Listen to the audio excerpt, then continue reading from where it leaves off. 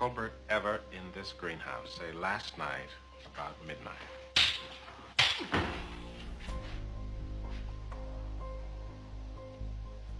Gillespie? Yeah. You saw it. I saw it. What are you gonna do about it? I don't know. I'll remember that. There was a time when I could have had you shot.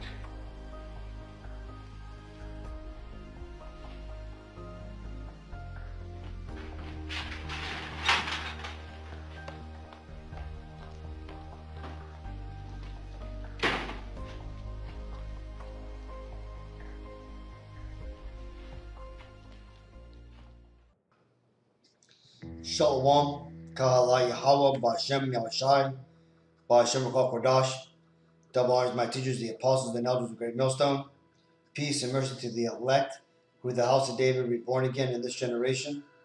And Shalom to the 130 Yasharala, who today are known as the Negroes, Latinos, and Native Indians, who before losing their true heritage were known as, and still are, the true Hebrew Israelites of the Holy Bible. In today's lesson, we're going to talk about that clip we just saw and how it was one of the first marks to signify the downfall of the nation of Edom. But let's read this first. This is Obadiah 1:4. Though thou exalt thyself as the eagle, and though thou set thy nest amongst the stars, thence will I bring thee down, saith Yahweh Ba'Shem Yahushai. So this scene that we just watched, which I'm going to play the more extended scene here, was from a movie called In the Heat of the Night, right? And it was popular for having this Judite actor, Sidney Poitier, in it, right? And also, like it highlighted in that little GIF, that it was the first time that a so-called black man struck a white man on the big screen, right? This was a big thing that took place, and it actually took place in 1967. Now, why do I bring this up, and why is it such a big deal? Well, this, even though it may have simply been a small part of a fairly large movie at the time, it signified a changing of the spirit of what was going on in the world, right? A spirit that these Edomites, these so-called Caucasians, were no longer untouchable, right? Just as you've seen in this film, and that this character here, he said, at one time, I could have had you shot. Well, that's true, because the Lord himself actually set these Edomites up in power, okay? He had set them up in rulership over the whole world, right? It tells you in the scripture that the Lord, he setteth up whoever he will, even the basest of men, right? And these Edomites, they are the most base men on the planet, says the Bible, right? So, you know, that term base, that, you know, when you go to like a car dealership and you look up the base model, right? The model that has nothing added is the bare minimum. That's what these Edomites are, man. See, and the Lord did this as one, to show his power, that he could set up anybody, and second, to for the most part, to make us Israelites, the Negroes, Latinos, Native Indians, jealous, that you know, to put these devils over us. Well, that being said, let's go and watch the full clip. Come here.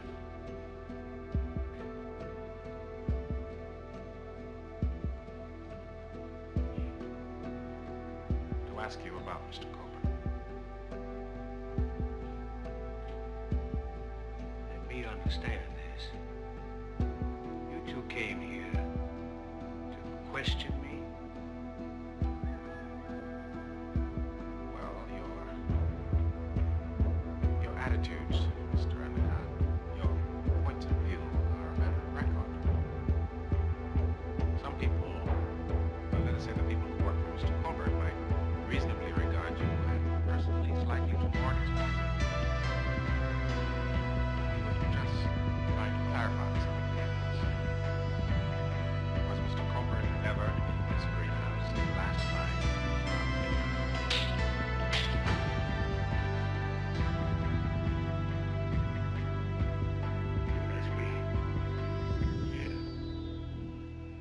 saw it. I saw it. What are you gonna do about it? I don't know. I'll remember that. There was a time when I could have had you shot.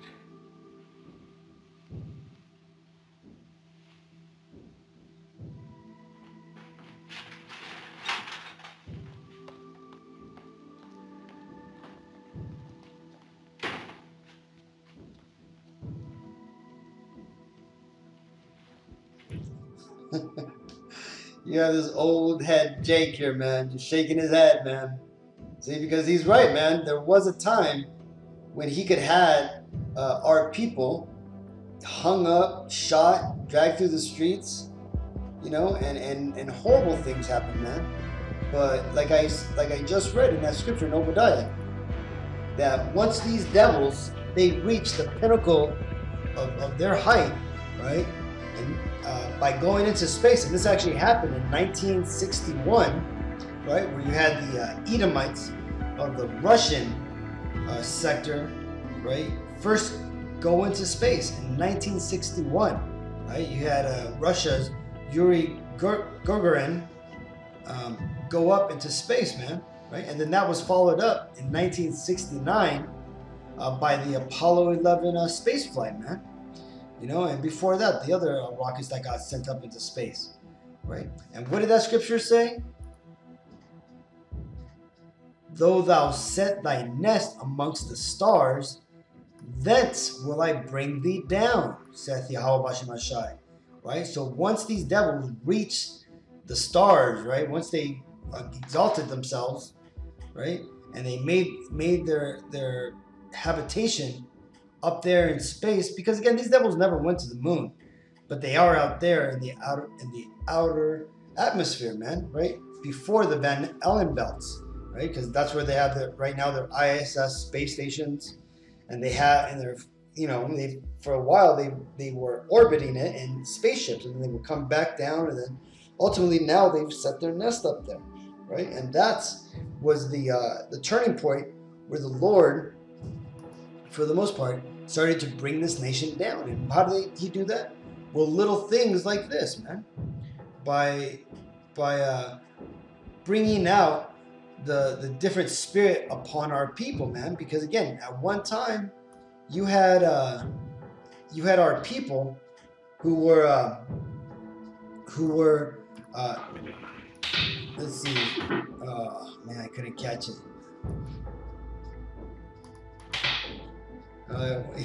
Wait, man. Well, at one time, we had our people, man, from the southern kingdom to the northern kingdom, man, that we were subjective to these people, right? We used to stand down to whatever they wanted, man. Why is this? Because at one time, the Lord had put in their spirit to be the destroyers of the world, man, where we were afraid of them, deathly afraid, right? Where they had the power and the will to put us down. And that's because the will of the Lord was with them. However, now that the Spirit of the Lord is leaving their rulership, now you're starting to see other nations start to come up against them, including our people, man. Right? And it started all with little things like this. The perception of power started to crumble, right? And that facade which these Edomites held upon their empire was gone, man. You see it today, where the statues of their past glory are now all being, torn down. It's being held as a badge of shame. The things that these people once held as a righteous thing and a glorious thing, how they used to be able to dominate and conquer nations, right? This is now the way that the Lord has brought these people down, right? This is Jeremiah 49:10. But I have made Esau bare, I have uncovered his secret places, and he shall not be able to hide himself. His seed is spoiled, and his brethren, and his neighbors, and he is not. Right? So you see, the Lord is turning the tides on these Edomites. Now that he's done using them as his whipping stick, right? It tells you that the wicked, right, which is the Edomites, that the wicked of the Bible are the Lord's sword, man. Right? And what is that turning around of favor doing to these Edomites, right? You know, first and foremost, it's taking them out of that position of perceived power. Man. You have people now coming up against them and seeing them as a nuisance, right? As those vagabonds, as fugitives, man, always being chased away, right? Now, another thing that's happening to them, look at what New York Times has reported years ago, man. It says fewer births than deaths among whites in majority of U.S. states, right? Now, why is that? Well, the funny thing is on this own website's ad, they have an ad for 2 lesbians, man. Well, and they're Caucasian. This is why this is happening, man. Because you see, the Lord has put a perverse spirit in these Edomites from the very beginning, and that spirit is now out and dominant amongst the world. And what does it do? It's doing all its heart's desire and bringing out abominations like this, and that is ultimately bringing forth the destruction. Right here, these people will not be able to procreate more than their deaths. Let's go and read it. This is from June 20th, 2018. It says, deaths now outnumber births among white people. And again, there's no such thing as white people. They are referred to as the Edomites of the Bible, right? Their term Caucasian comes from when they fled up into the Caucasus Mountains back around 200 or 400 AD after they lost Rome, the rulership of Rome to the so-called Negroes, man. Right? And then they fled up to the Caucasus Mountains, stayed there for 1,000 years, and then they came out around 1200 AD, 1200 or 400 AD, which is when the Renaissance happened, because again, it was the rebirth of their nation, right? They slowly started to come into power by deceitful means and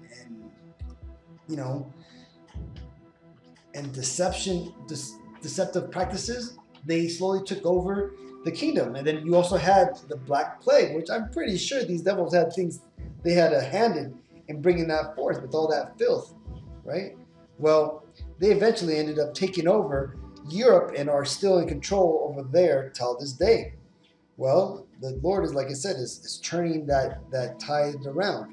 And people are starting to realize who these white people are, that they are the Edomites of the Bible. Continuing. In more than half of the states in the country, demographers have found signaling what could be a faster than expected transition to a future in which whites are no longer a majority of the American population. You see that? So the Lord is destroying these people, man. He's doing it spiritually and he's doing it physically. And this ultimately is going to culminate in the second coming of the Messiah, when he's going to put the Edomites that remain, that haven't been destroyed in Armageddon, he's going to put them all into subjection, right? And they're going to go throughout 1,000 years in history under hardcore slavery, man. This is Job 20:8. Actually, we're reading the whole thing. Job 20:5. That the triumphing of the wicked is short, and the joy of the hypocrite but for a moment, right? And who is the wicked?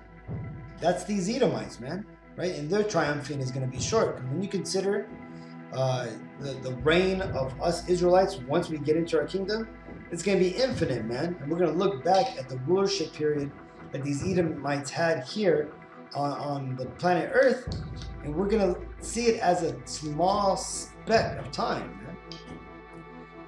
Though his excellency mount up to the heavens, right? Talking about their space programs, their space weaponry, how they see that as the heights of their power, and his head reach onto the clouds, yet he shall perish forever like his own dung. They which have seen him shall say, where is he? He shall fly away as a dream, and shall not be found. Yea, he shall be chased away as a vision of the night. So you know when you wake up from sleeping and you just had a dream, and you can remember it for a few moments, but then later on somebody asks you, "What did you have a dream or something?" You try to remember it, you just can't remember what that dream was about. That's how it's going to be when we try to remember what the Caucasian race was like, man. People are going to forget about them, man. They're going to be none regarded in the kingdom. Verse 9, the eye also which saw him shall see him no more, neither shall his place any more behold him. His children shall seek to please the poor, and his hands shall restore their goods. His bones are full of the sin of his youth, which shall lie down with him in the dust. So you see, just like it tells you here, man, the children, the generations of young right now, these Edomites, they're out there trying to be friends with all the minorities, trying to, help them, and with all these social movements and everything, right? They're trying to give reparations. They're trying to make right what they understand was wrong by their forefathers. But that ain't gonna work, man, because you see, a moment of righteousness is not going to take care or not going to repay for the centuries of wickedness that these devils did, because it tells you in the Bible, man, when you do bad to somebody, you basically have to pay 7 times more what you took from them, man. When you steal something from them, you have to repay them for the most part 7-fold.